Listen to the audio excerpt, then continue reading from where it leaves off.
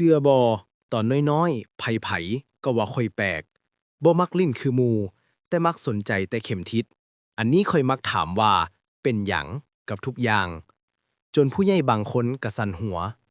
แต่ในหัวของข่อยมันมีโลกอีกแบบหนึ่งที่น่าตื่นเต้นกว่าโรงเรียน เขาสอนให้ท่องจำแต่ข่อยอยากเข้าใจ คะแนนบ่ดีบ่ได้แปลว่าเฮาบ่เก่งแม่นบ่ข่อยเริ่มสงสัย ถ้าเฮาแล่นไว้เท่าแสงเฮาจะเห็นหยัง จบมาก็ต้องมาเฮ็ดเวียกกวดเอกสาร แต่สมองบ่เคยหยุดคิดเลย แล้วมื้อหนึ่งมันก็ปิ้งขึ้นมาในหัวคำตอบที่ข่อยซอกหามาตลอด E เท่ากับ mc กำลังสองพลังงานกับมวลสารคือสิ่งเดียวกัน มันง่ายป่านนั้นเลย ลองนึกภาพว่าเฮาขี่แสงเที่ยวลิ่นในอวกาศเบิงดูม่วนซื่นสุดๆ เวลาบ่ได้เท่ากันสำหรับทุกคน ยิ่งไว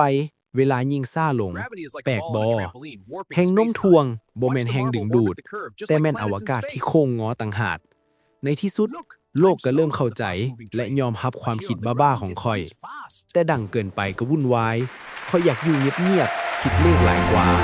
ข่อยบ่แม่นอัศวินยะดอกแค่เป็นคนที่อยากรู้อยากเห็นหลายกว่าคนอื่นซื่อๆสิ่งสำคัญที่สุดคือการส่งต่อความอยากรู้อยากเห็นให้กับเด็กน้อยรุ่นต่อไปจี้ไว้เด้อจินตนาการสำคัญกว่าความรู้อย่าหยุดตั้งคำถามอย่าหยุดสงสัยอย่าหยุดเป็นตัวของตนเองเพราะความแตกต่างของเจ้า Come, อาจจะเป็นสิ่ง stand ที่ with เปลี่ me. ยนแปลงโล The ก sky ได้ is magnificent. แล้วเจ้าเดมื้อนี้สงสัยเรื่องอย่างแดลองคิดเบิ่งเด้อบ๊ายบาย